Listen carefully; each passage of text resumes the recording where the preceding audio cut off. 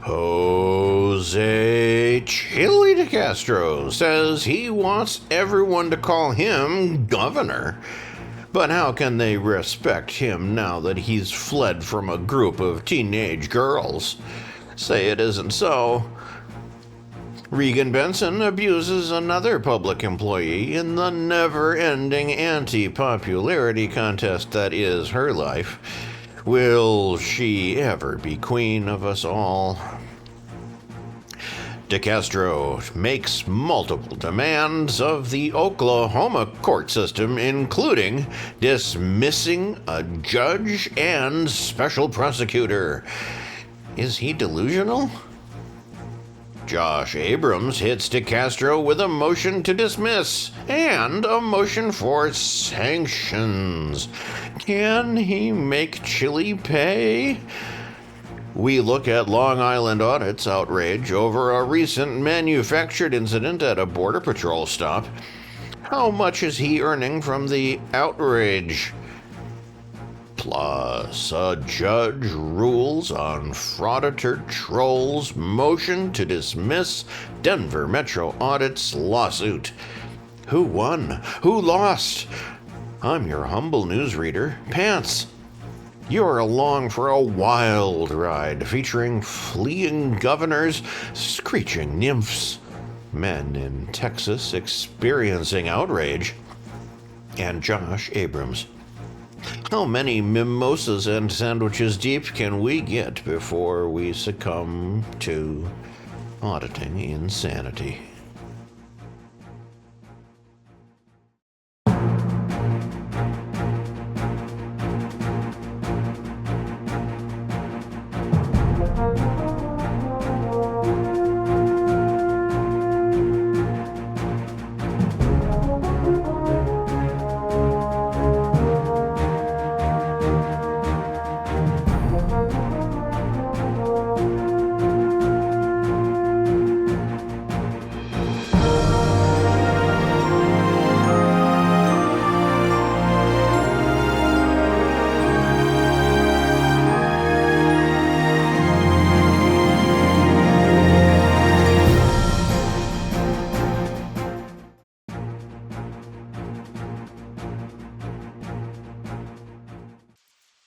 Jose Chille DeCastro's coverage of the Martin Luther King Jr. March in Los Angeles ended prematurely Monday night as the self-proclaimed full-time civil rights activist filmed himself getting into an aggressive altercation with a protester and ultimately ended up running away from a group of teenage girls. DeCastro was filming while dressed in a t-shirt with "Press" written on the front of it in block letters, while filming in the Leimert Park area of South Los Angeles. He claimed that the shirt identified him as a friend to the police, but as the night progressed, proved to be a hindrance to the YouTuber as he encountered members of the public. The first problems began early in the video, as DeCastro was walking in what he described as a no-man's land between one line of police and another line of police near the gate to Leimert Park. DeCastro pointed his camera into the park to get footage of a group of women helping an injured African-American man to his feet. Two of the women spotted DeCastro filming and aggressively approached him from the other side of the gate, telling him to stop filming their friend. The YouTuber, who calls himself an alpha male, meekly complied with the women, turning his camera away from the scene in the park and dropping his coverage of the park. He instead decided to move down the street and away from the confines of the no man's land. Proclaiming what he was doing was real journalism, DeCastro stopped at one point to tie up his pants and his sweater in order to be better equipped to run should the police or someone else force him to run. Soon after, he came across a group of people fighting at an ATM. After filming for a few seconds, DeCastro let out a loud whistle, scaring the crowd. The 20 to 30 people stopped what they were doing and dispersed from the scene without incident. A few minutes later, DeCastro again walked towards police lines where a large African-American man was standing holding a camera and other belongings. He put the belongings on the ground and appeared to walk away from the scene. DeCastro approached the belongings and began to film. He was then startled by the man, who ran back to his belongings and began to scream racial slurs at DeCastro. At one point, DeCastro began laughing and told the man that he could not be as he was not cracking a whip. Another man came over and pushed the man away from DeCastro, which caused the diminutive YouTuber to let out a nervous laugh before quickly exiting the immediate area to seek shelter near the police lines. As he approached the police lines, the YouTuber began to hurl abuse at an African-American heavyset police officer. He said that the man needed to get in shape and that he was not one of the best and brightest that the police force could offer.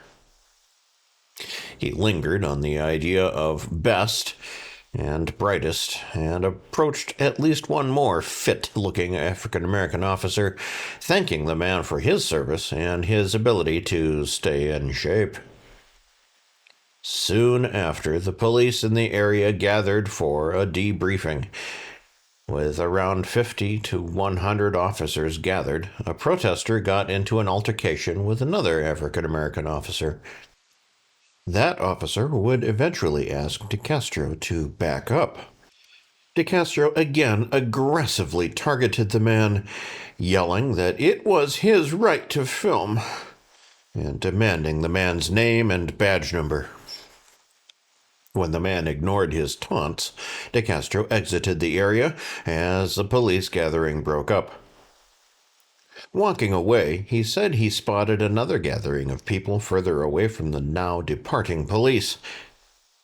When he arrived, he began filming the gathering of people. A few gave him blank stares as he approached the scene, with one girl in front of him walking towards him, spotting his camera, then quickly vanishing into the crowd. At one point, he turned to see another woman behind him and began to explain that he wasn't looking at the woman, but instead checking his back when he was interrupted by a large African-American who angrily asked him to stop filming.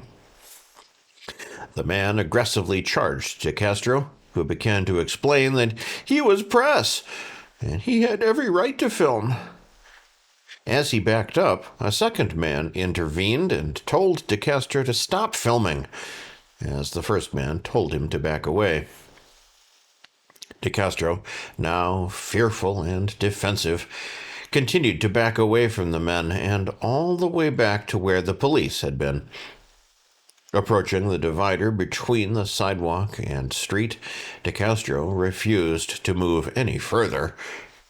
He put his camera down, and DeCastro took a boxing stance towards the men, telling them that he would defend himself, before the second man de-escalated the situation and backed away. Moving further down the street, DeCastro began to talk to an African-American man who identified himself as a veteran. As he was talking to the man, a group of African-American teenage girls began to surround and taunt DeCastro, telling him that he should stop filming.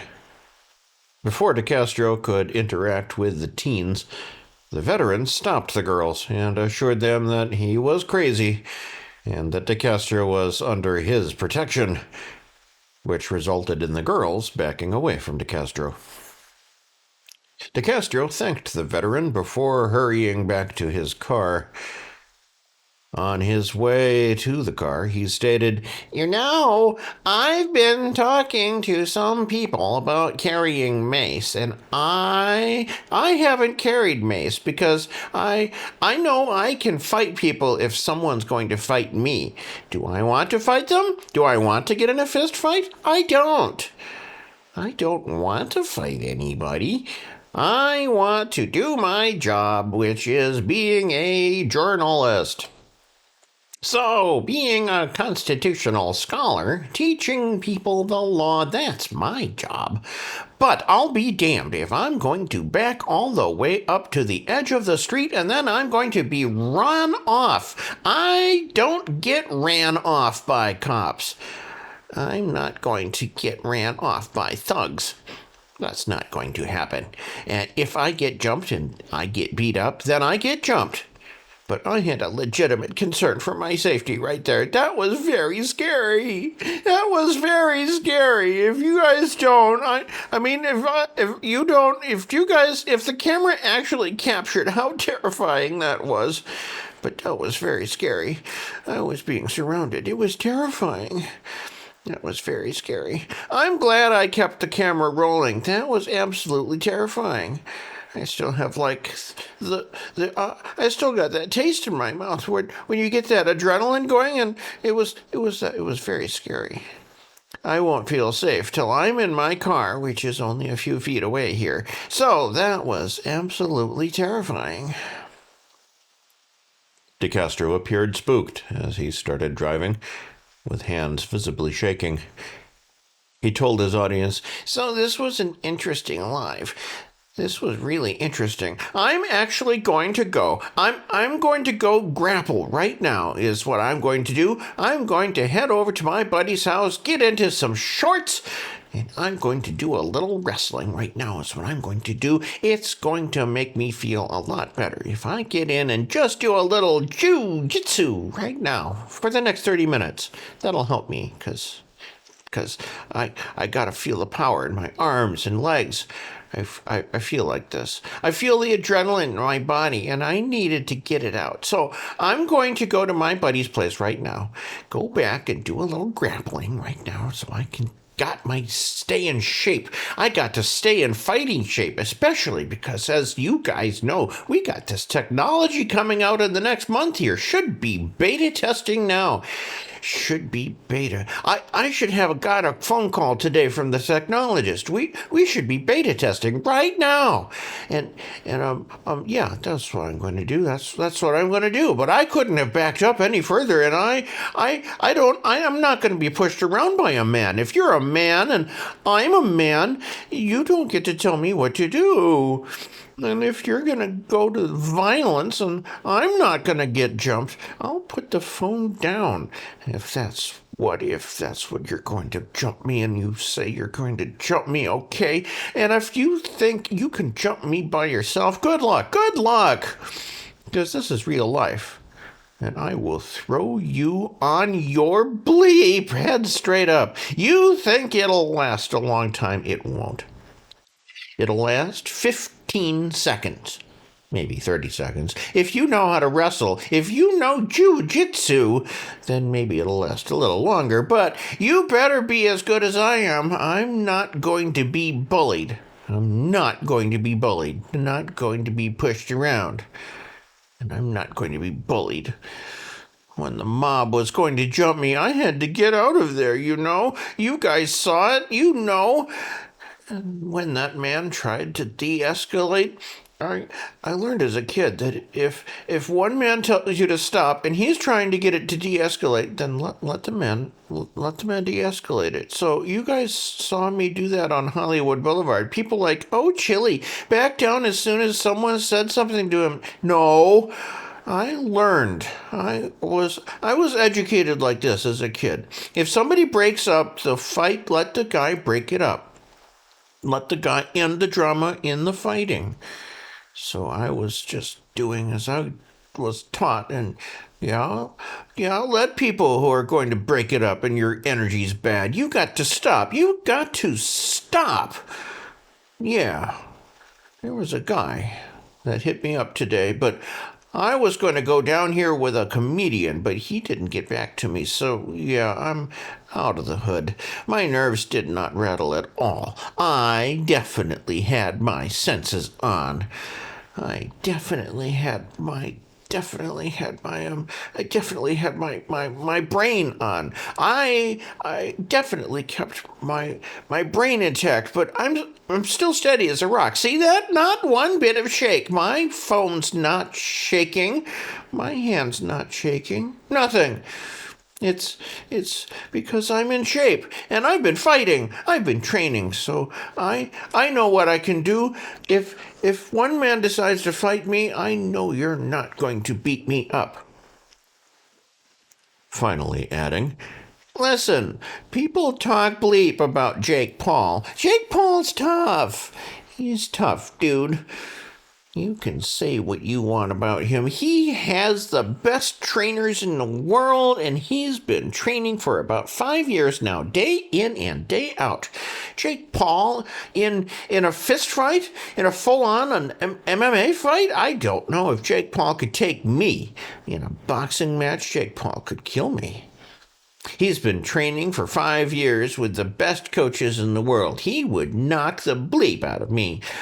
I have to think I would have zero chance if I fought Jake Paul in a boxing match. Now, if he fought me in an MMA fight, I think Jake's going to have some real problems. I think because he's in his mid-20s and in great shape by minute 6 or by minute 7, if he knows jiu-jitsu, he'd probably get me, you know? I mean, I'm 50, you know what I'm saying? So, like, I couldn't fight Jake Paul for more than a few minutes before he got me.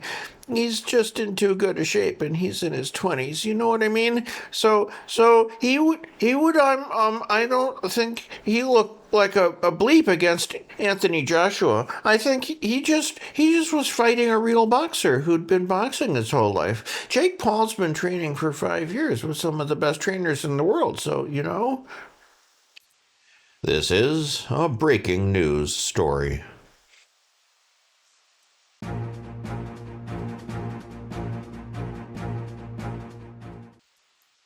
Followers of Regan Benson were treated to another display of outrage on Friday as the Denver-based YouTuber and sometimes homeless activist verbally assaulted a records custodian while making a public records request.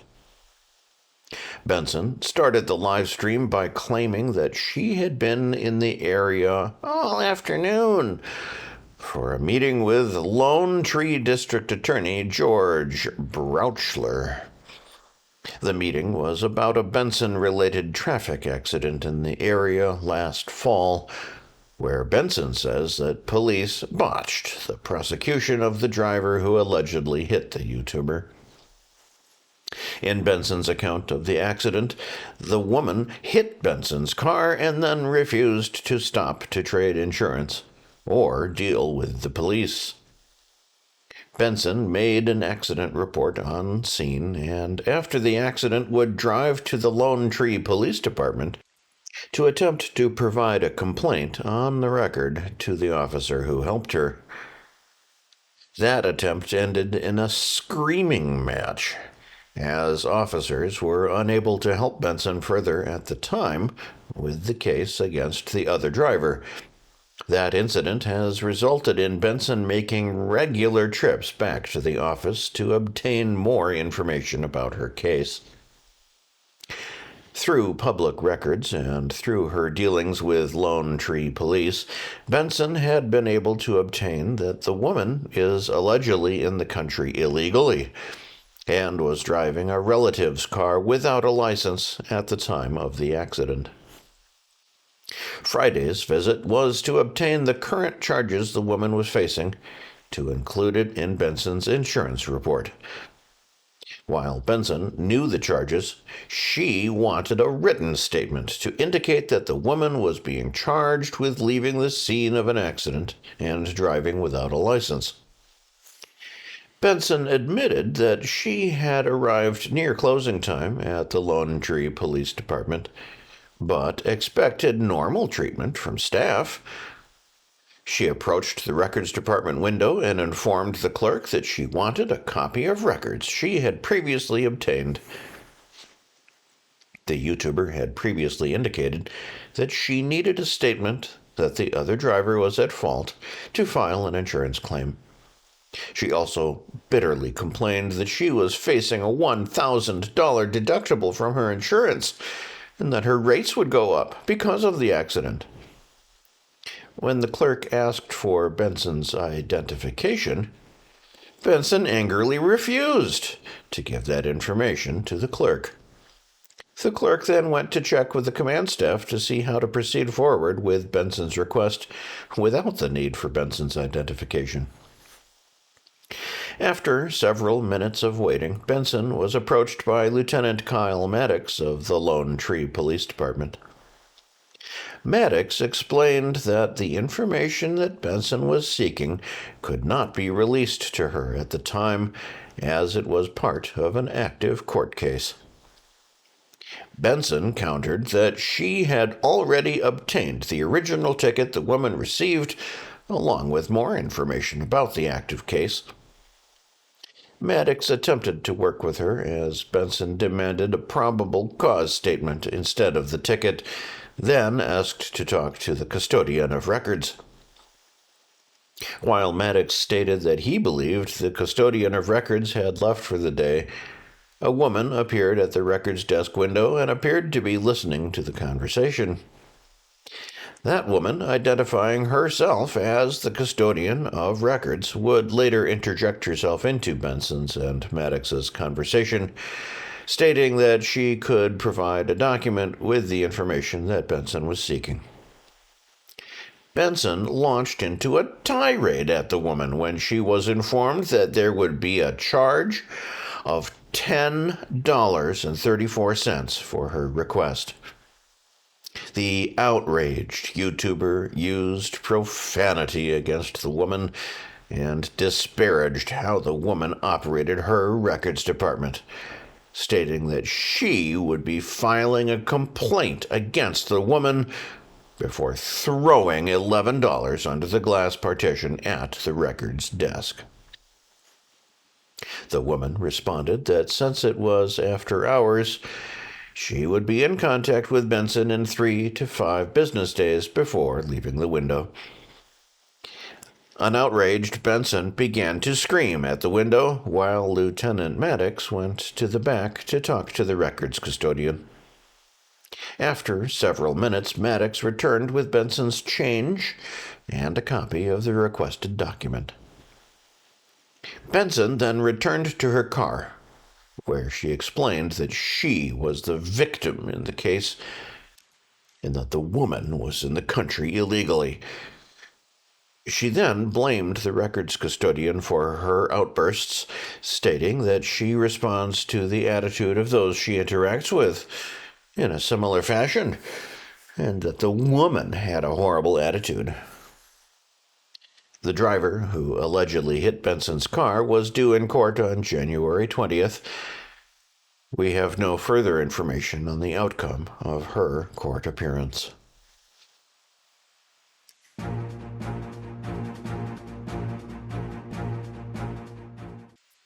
Full-time civil rights activist, journalist, constitutional law scholar, First Amendment auditor, and fourth-place wrestling champion Jose Chille DeCastro filed new paperwork this week to force the replacement of the district attorney and recusal of the judge who is handling charges DeCastro is facing in Oklahoma.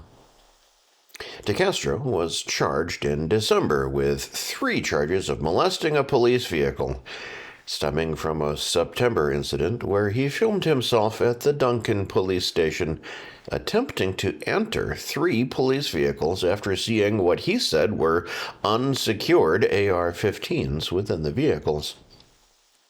The diminutive YouTuber has previously attempted to have a California court intervene and place an emergency injunction on the warrants issued by Duncan, Oklahoma police, while a California court examined the legality of DeCastro's arrest. DeCastro has stated in his California filings that since the incident happened in September and a warrant wasn't issued for his arrest until December, the warrants were issued in retaliation against DeCastro for making a records request in an unrelated case.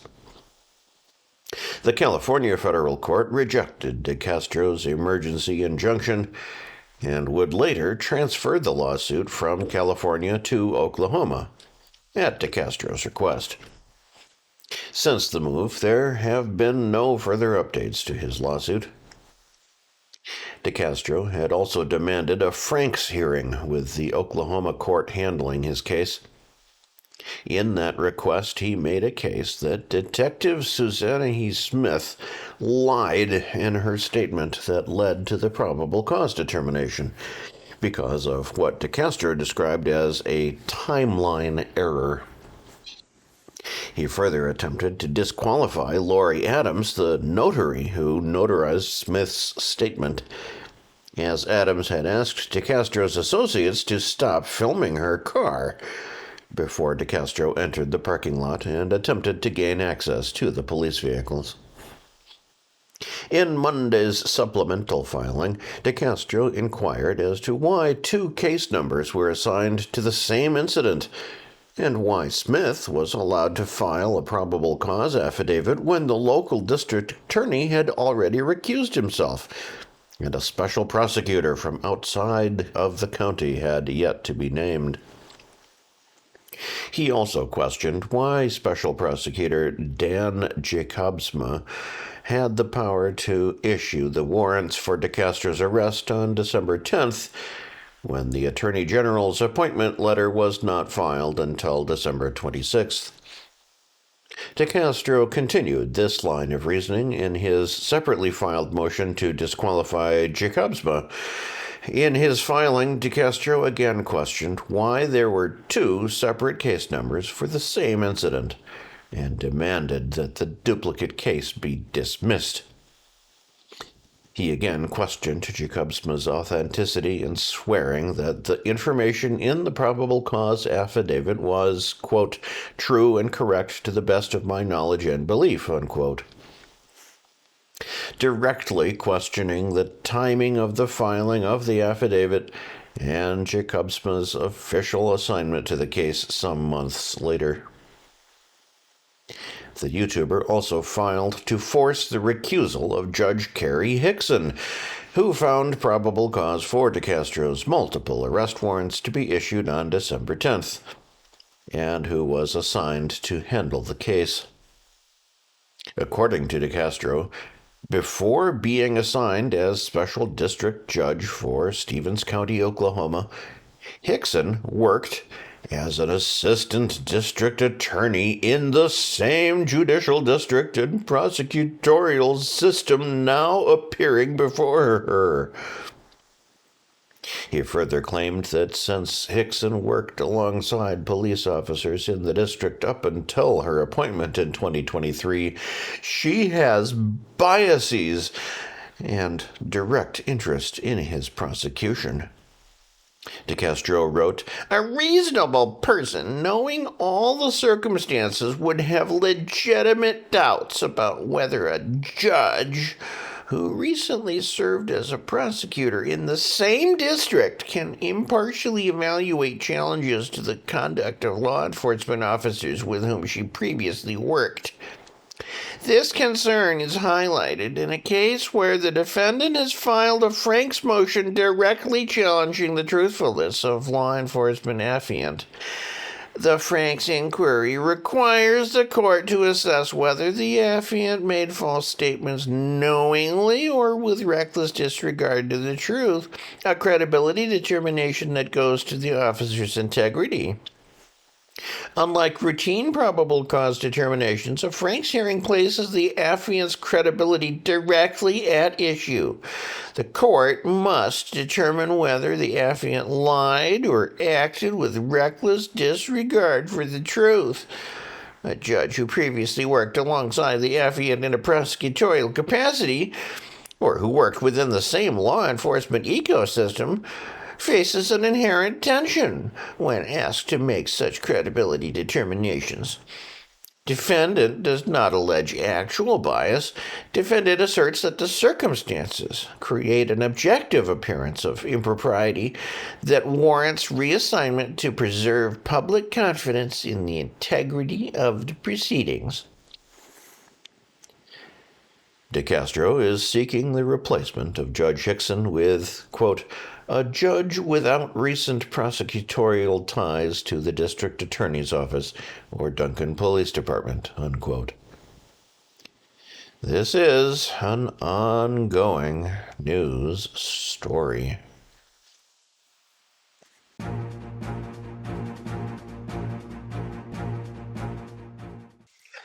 Jose Chille DeCastro's life became infinitely more complicated this week, with a mix of good and bad news on the legal front, as multiple lawsuits were updated this week, which included an epic slapdown of the diminutive YouTuber by former friend Josh Accountability for All Abrams. Please note that all available documents in PDF format relating to the stories we're about to cover are available in the text version of this story at ReallyCoolNews.org and on PDocs' thepublicdocuments.com. We'll start with the good news. DeCastro's lawyer, in his ongoing lawsuit against fellow John Irish Demon O'Day, filed paperwork on Monday to officially hold O'Day in default, while reserving the option for monetary damages for a later time. DeCastro is suing O'Day over the use of his footage in violation of the Digital Millennium Copyright Act, along with the request for monetary damages for O'Day's alleged actions in a hack and porn bombing of DeCastro's channel in 2024. O'Day privately admitted the actions on various Discord servers after the hack. An eventual accomplice of O'Day's had also been shopping around access to an old StreamYard account with DeCastro's credentials for weeks before the event, and implicated O'Day in the hack. DeCastro is represented by that Randall S., the unhinged attorney Newman, Esquire, in the lawsuit.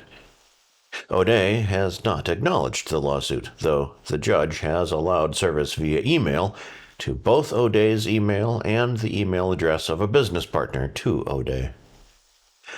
With a default declaration, this would be Newman's first win in his ongoing batch of First Amendment auditing-related copyright-related lawsuits. Turning to DeCastro's ongoing lawsuit against the Las Vegas Metropolitan Police Department. DeCastro is suing the LVMPD after a March 2023 incident where he was arrested for interfering with a crime scene and obstructing an officer. DeCastro spent about 4 months in the Clark County, Nevada jail before having his conviction overturned in 2024. DeCastro sued the LVMPD in 2023 for the actions of the officers on the scene, along with injury claims. He also recently started a lawsuit against the judge who found him guilty, along with the judge who eventually freed the YouTuber. In this case against the LVMPD, a scheduling hearing was held on Wednesday that officially set the trial in the lawsuit for February 9th. The trial is expected to last 5 days, and there are still outstanding questions as to what will be available for DeCastro to use at trial. Last week, the LVMPD filed a motion to limit DeCastro's ability to mention his alleged injuries and his pain and suffering at the trial. This motion is still outstanding and basically argued that DeCastro offered up no witnesses, diagnosis, or related expenses for injuries to his groin and his ulnar nerve that he allegedly experienced during the initial arrest. With DeCastro demanding $1 million in damages, he put no effort into showing that he was injured or offering witnesses to provide background on those injuries before the legal deadlines to do so. DeCastro is represented by attorney Michael Mee in the lawsuit, so excusing the errors for incompetence of a pro se plaintiff, which he has used in the past, should not prove to be an option in this case. The LVMPD is also looking to exclude mention of DeCastro's conviction and acquittal of the charges involved in this case, since they were held on the state level. DeCastro's lawsuit is being held in federal court, and the differences in the laws that apply between state and federal courts is seen as confusing to a jury. Multiple rulings are expected before the first week of February. Also of note, DeCastro is now more than 2 weeks late filing his response to the motion to dismiss his lawsuit by Clark County Deputy District Attorney Agnes Botello and Clark County in his lawsuit involving nearly everyone involved in his trial and conviction in 2024. This is an unusual circumstance, as DeCastro had not served either Botello or Clark County and had requested alternative service for both before the surprise filing. DeCastro has a February deadline to serve the rest of the defendants in the lawsuit. There are no updates to DeCastro's previously alluded to planned lawsuit against Las Vegas Metro police officers who arrested him for interference in February of 2024. The 2-year statute of limitations runs out on February 14th, 2026. DeCastro's revised Ironton, Ohio lawsuit has also finally seen action this week. DeCastro had filed suit against the town of Ironton and the county of Lawrence, Ohio, in 2022 to challenge trespassing charges that DeCastro ultimately fled from. He still has an active warrant in Ohio based on that action. After he had initially lost the lawsuit and was appealing it in federal court in Ohio, he filed a second version of the lawsuit in Nevada's federal district court. Instead of immediately dismissing the case for being duplicative, for some reason it was allowed to go forward in Nevada before being sent to Ohio and assigned to the judge who handled DeCastro's original lawsuit. In the revised lawsuit, both the Ironton defendants and the Lawrence County defendants filed to revive their previous motions to dismiss the lawsuit. Both motions had been rendered moot when the case was transferred to Ohio. Now, granted, both sets of defendants have 7 days to refile their motions to dismiss. This means DeCastro's deadlines to respond will fall within the window of his scheduled trial against the LVMPD. Finally, YouTubers Dale Lackluster Hiller and Josh Accountability for All Abrams responded to DeCastro's complaint in DeCastro's lawsuit against the pair with a motion to dismiss the lawsuit, along with a request for sanctions. DeCastro originally sued defendants Kate Peter, who has yet to be served in this lawsuit, and Abrams in 2022 for defamation charges based on a live stream held in August of 2022, where both defendants allegedly defamed DeCastro. He would originally attempt to have those charges dismissed against both YouTubers to transform his lawsuit into a copyright lawsuit against both defendants and YouTube or Google in October of 2022. The judge in the case ruled that since Peter and Abrams had filed counterclaims shortly before DeCastro motioned to drop his original charges, their counterclaims would stand. The lawsuit and counterclaims would be dismissed in 2023. DeCastro, while waiting for a verdict in the revised lawsuit, repackaged the defamation claims into a California Superior Court lawsuit against Peter and others in 2023, which was dismissed in 2025. That lawsuit is notable because DeCastro went on record with the court to state that he would sue the defendants repeatedly to inflict as much financial damage as possible before eventually gaining a victory.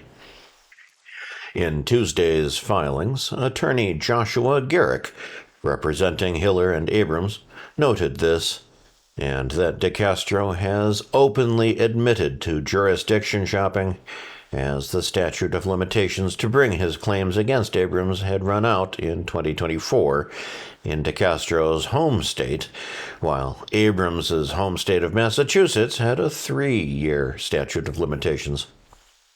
The attorney hit DeCastro for not showing how he came up with his $1 million damage claim based on losing approximately 400 subscribers.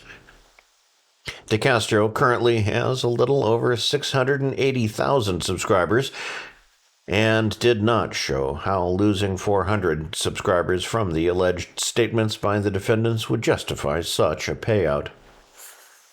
This was a sore spot for Abrams, as his counterclaims in the original lawsuit were thrown out in part for Abrams's inability to justify his monetary demand for damages.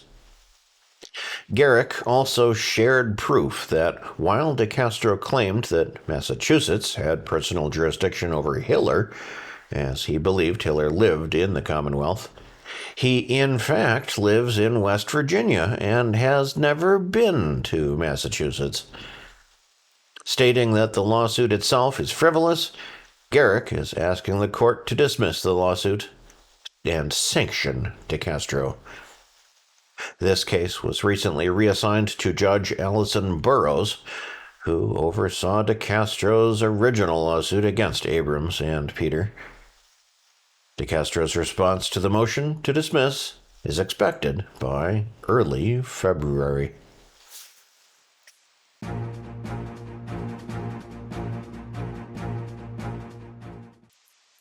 The supposed king of all auditing, Sean Paul Long Island Audit Reyes, has brought about more of what some are calling manufactured outrage in order to raise money with his recent altercation with a Border Patrol check in Texas. Reyes filmed himself approaching the Border Patrol checkpoint in Texas early in January, knowing that he'd have to go through the stop if he wanted to proceed down the road. He mentioned his Fifth Amendment rights, but when it was time to talk to the Border Patrol agent, he didn't say anything. His Fifth Amendment audit did not invoke the Fifth Amendment as required by law. Reyes made the conscious choice to remain completely silent. They prompted the officers to move him to a secondary area, then remove him from his car and temporarily hold him until he could be identified. No charges were filed against him. Reyes could have invoked his Fifth Amendment privileges at the start of the incident, but made the decision not to. In fact, Reyes returned to the same Border Patrol stop the next day and invoked his Fifth Amendment rights and was let through without incident or recognition.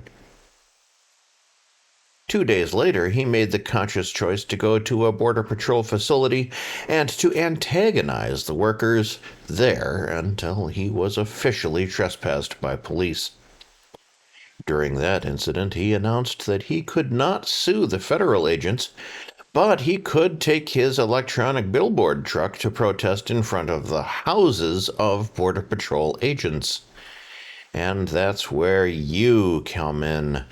He immediately set up a GoFundMe, which he said would be funding his continued activism in the Texas area, which essentially meant taking his electronic billboard truck to the homes of those same Border Patrol agents who treated him exactly the way they were supposed to when dealing with an uncooperative person. His fundraiser seemed to many as entirely unneeded.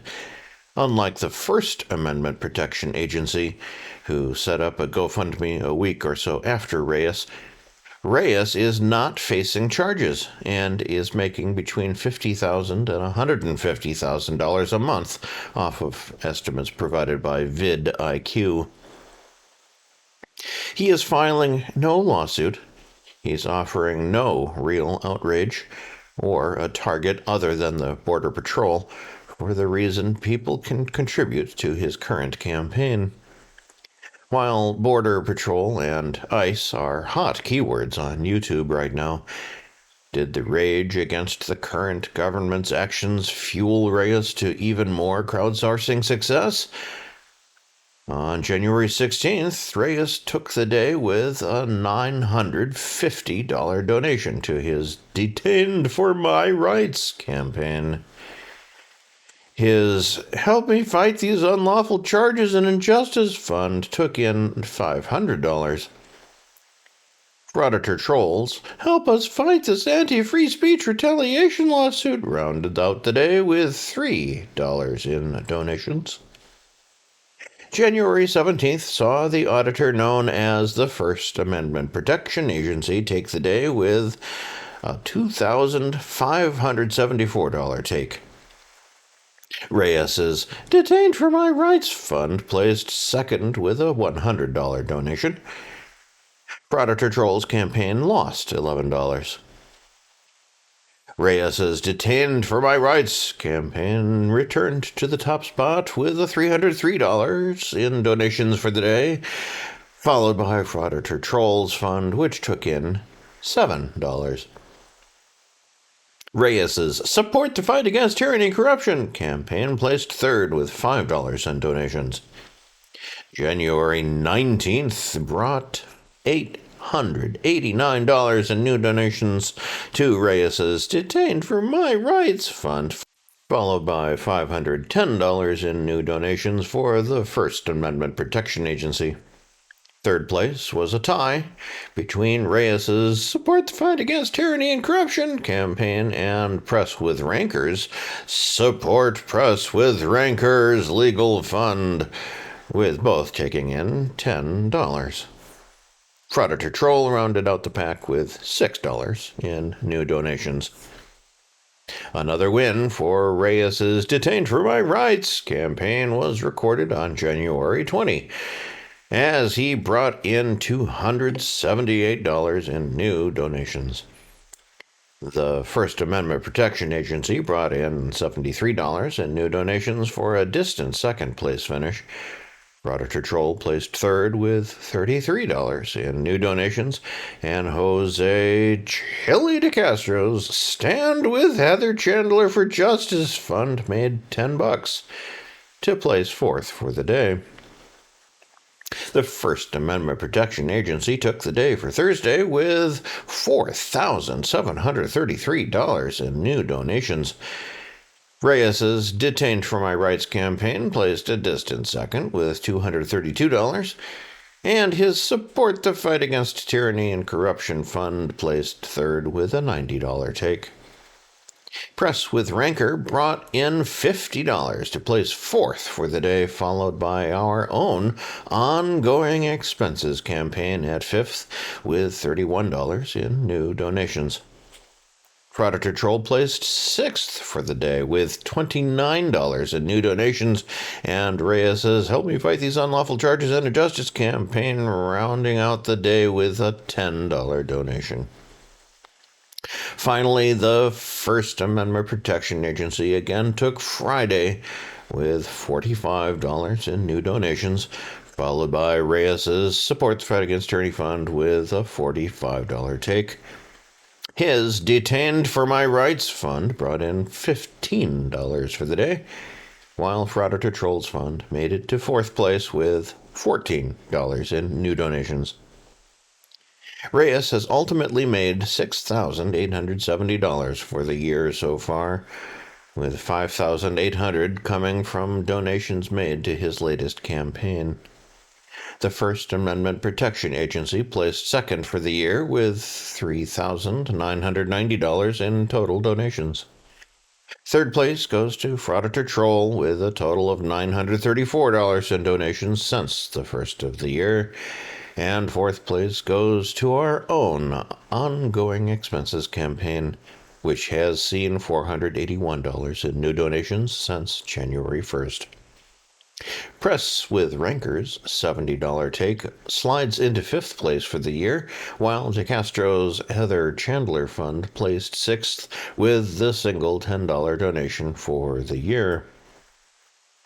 With $6,870 from his fans in his pocket, in money that he didn't even need, based on his current YouTube earnings, Reyes again has successfully turned rage into profit, and his continued gains indicate that he'll have continued success well into the new year.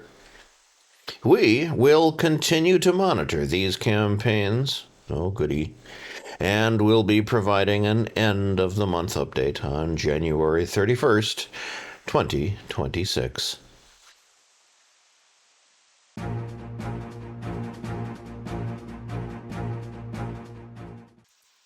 Jonathan Frauditor troll who knows defense in a lawsuit brought against him by Christopher Denver Metro Audits Cordova gained a minor victory and a major defeat on Friday when Judge Virginia K. DeMarchi made her ruling on Who Knows' second attempt at a motion to dismiss the lawsuit.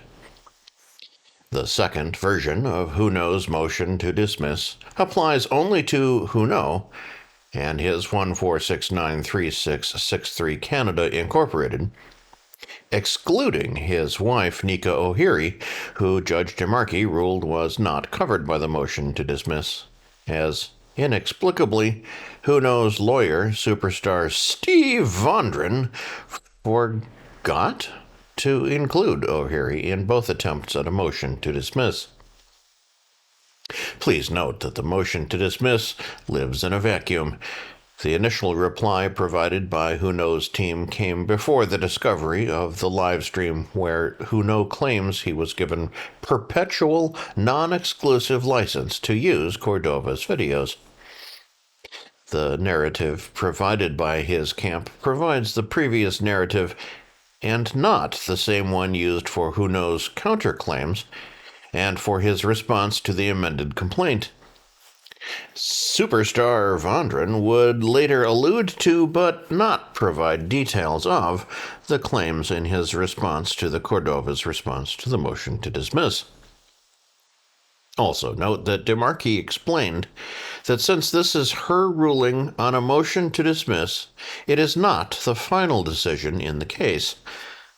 Where possible, she was required to give the most leeway to the plaintiff. Any claims that were dismissed were found when she could not find a way for the claim to go forward based on what was presented in the claim itself. Who Knows' motion to dismiss challenges counts 2 through 4 of Cordova's amended complaint, as filed by attorney that Randall S., the unhinged attorney Newman, Esquire, who is representing the controversial YouTuber. Those claims are 2. Misrepresentation in DMCA counternotices in violation of 17 U.S. Code Section 512F. Count 3, declaration that the defendant's use of the courthouse fail video does not qualify as fair use under 17 U.S. Code Section 107. And count 4, unlawful circumvention of technological measures in violation of 17 U.S. Code Section 1201A. 2 of the claims survived Who Knows' motion to dismiss, while 1 was dismissed completely. We'll start with perhaps the only positive for Who Know in the ruling. Judge DeMarchi agreed to dismiss Claim 3 because it sought declaratory judgment, quote, for the sole purposes of seeking attorney fees, where it cannot do so due to its untimely copyright registration mandating dismissal with prejudice, unquote. For the claim to stand, Cordova would have had to hold a registered copyright for the video at the center of the claim, courthouse fail, in order to seek declaratory judgment. While Cordova is in the process of registering the video, its inclusion in this count before registration prevented the court from standing. DeMarchi wrote, Mr. Cordova concedes he does not hold a registered copyright for Courthouse Fail, and therefore he cannot assert a claim for copyright infringement against defendants as to that work. See 17 U.S. Code, Section 411A. It appears that Mr. Cordova attempts to avoid the registration requirement by framing his claim with respect to courthouse fail as a claim for declaratory relief rather than a claim for copyright infringement. He cites no authority that would support such a claim in the circumstances alleged in the first amended complaint. As Mr. Cordova elsewhere observes, fair use is an affirmative defense to a claim of copyright infringement. The Declaratory Judgment Act generally may not be invoked to anticipate an affirmative defense. See, for example, Divino Group LLC versus Google LLC, which says dismissal of a declaratory relief claim intended to anticipate an affirmative defense is appropriate, particularly where, as here, the court need not consider the affirmative defense in order to resolve defendant's motion to dismiss plaintiff's other claims. The court finds that Mr. Cordova has not stated any claim for which he might be entitled to the declaratory relief sought in Claim 3 with respect to the courthouse fail video. Accordingly, the court grants defendant's motion to dismiss Claim 3. In public statements since the ruling, Attorney Newman has stated that he will attempt to refile Claim 3 once Cordova's registration for the copyright of the video is received. Moving forward, DeMarchi's ruling on Claim 2 may prove to be the most consequential to Huneau's defense and counterclaims moving forward. This claim originally had a bad faith defense by Huneau. In essence, Vondren, on behalf of Huneau, argued that Cordova knew that the material was presented in the form of parody, and the use of any material was done under the fair use guidelines presented by the Digital Millennium Copyright Act. He went on to explain Huneau's use of a partial address in his DMCA counterclaims. Quote, moreover, to the extent there was a fake address provided, it was because plaintiff is known for doxing individuals he does not like, and defendant has received credible threats from other frauditors in the past, unquote. In letting the claim stand, Judge DeMarchi wrote, drawing all reasonable inferences in Mr. Cordova's favor, the court concludes that the allegations in the first amended complaint are sufficient to state a claim of misrepresentation in violation of 17 U.S. Code, Section 512F2, with respect to defendants' 9 DMCA counter notices. See the Shropshire case denying motion to dismiss 512F2 claim, where copyright owner made specific and plausible allegations that accused infringer did not have a good faith belief for statement in DMCA counter notice, based in part on communications between copyright owner and accused infringer. See the case Shande, in which denying motion to dismiss at 512F1 claim where accused infringer alleged, among other things, contemporaneous comments of high-ranking company officials suggesting company did not believe accused material was infringing. According to the first amended complaint, in May of 2022, defendants published a video on the Frauditor Troll channel titled How to Do Fair Use Properly and Avoid Copyright Strikes. Mr. Cordova alleges that in that video, Mr. Huneau instructs viewers on how to make commentary videos that are, quote, 100% safe, fair use, unquote. The instructions include inserting commentary about 40 seconds to every minute of the original video, using lengthy introductions and conclusions, interspersing other clips to increase the proportion of time that is something else than one specific video, and using less than 50% of a specific video. Mr. Huno further advises his viewers that one is unlikely to get a copyright strike if he or she only uses 30% of someone's video. Mr. Cordova alleges that, in contrast to this advice, defendants' videos reproduced approximately 54% of Another Chad, 62% of Courthouse Fail, and 81% of Belmar Library. Thus, regardless of whether Mr. Huno's advice to others reflects an accurate understanding of the fair use doctrine, Mr. Cordova contends that these allegations indicate defendants lacked a good faith belief that their videos, all of which use more than 50% of each original video, are entitled to protection and were removed by mistake. In addition, the first amended complaint alleges that on July 5, 2023, the same day defendants submitted 8 of the 9 counter notices at issue, Mr. Huno emailed Mr. Cordova claiming he had talked to a lawyer and demanding payment of $9,000. Mr. Huno also stated, quote, "You already know the videos will be reinstated in 3 weeks through the counter notification system," unquote. In a separate email on the same date, Mr. Huno allegedly warned Mr. Cordova that, quote, "If I counter every strike and they all get reinstated, eventually it could penalize your channel," unquote.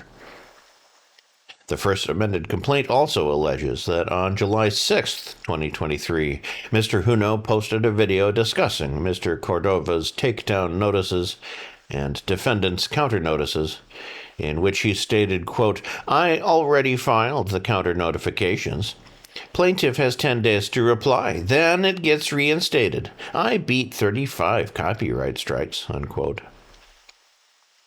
Mr. Cordova argues and alleges that these statements, coupled with defendants' misrepresentations about their service address and retention of counsel, show that defendants viewed the DMCA counter notice procedure as a mere tactic to obtain automatic reinstatement of the accused videos, knowing that false assertions of fair use would likely go unchallenged due to the burden and expense of litigation.